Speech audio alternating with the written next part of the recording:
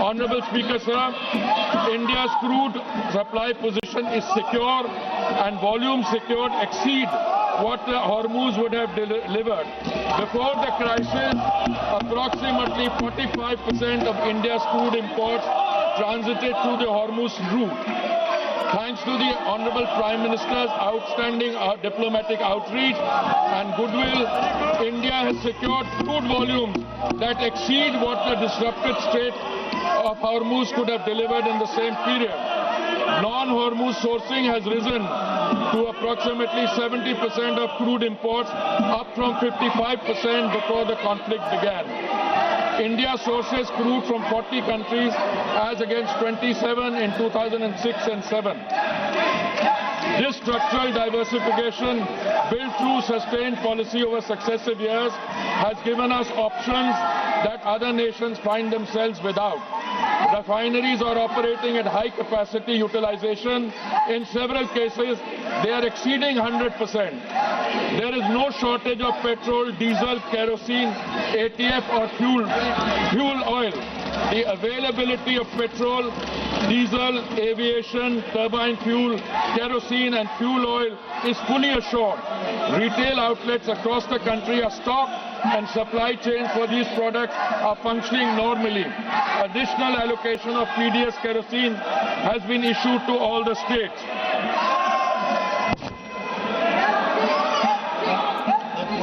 Honorable Speaker, sir, natural gas supply has been managed through prioritized allocation and the position is stable, well beyond immediate need.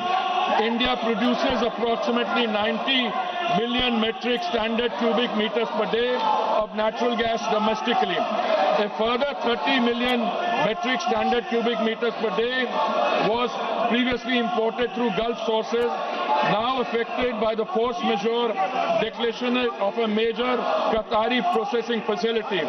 The force majeure declaration, the Natural Gas Control Order issued on 9th March 2026 under the Essential Commodities Act established an immediate priority sequence. Domestic pipe gas goes to home and CNG for vehicles receives 100% supply with no cuts.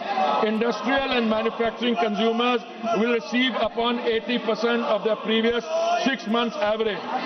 Fertilizer plants will receive up to 70%, protecting the agricultural input chain ahead of the sowing season.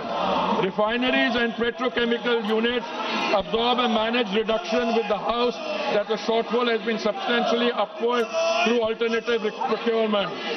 Large LNG cargoes are arriving on an almost daily basis through alternative supply routes, and India has sufficient gas production and supply arrangements to sustain this position even in the event of a prolonged conflict. Power generation for every household and for industry is fully protected. Honorable Speaker, sir, it should be noted that India was previously importing approximately 60% of the LPG requirements from Gulf countries such as Qatar, UAE, Saudi Arabia and Kuwait, and 40% is produced domestically. Procurement has now been actively diversified, with cargoes being secured from the United States, Norway, Canada, Algeria and Russia, in addition to Gulf sources. The LPG control order issued on 8th March 2026 directed all refineries to maximize LPG yields and channel the entire output of C3 and C4 hydrocarbon streams comprising propane, butane, propylene and butene exclusively to the 3 oil marketing companies for domestic cooking gas. Hence, in the last 5 days, LPG production has been increased by 28% through refinery directive, and further procurement is actually underway. Modi government's foremost priority is that the kitchen of India's 33 crore families, especially the poor and the underprivileged, do not face any shortage. Domestic supply is fully protected and the delivery cycle is unchanged.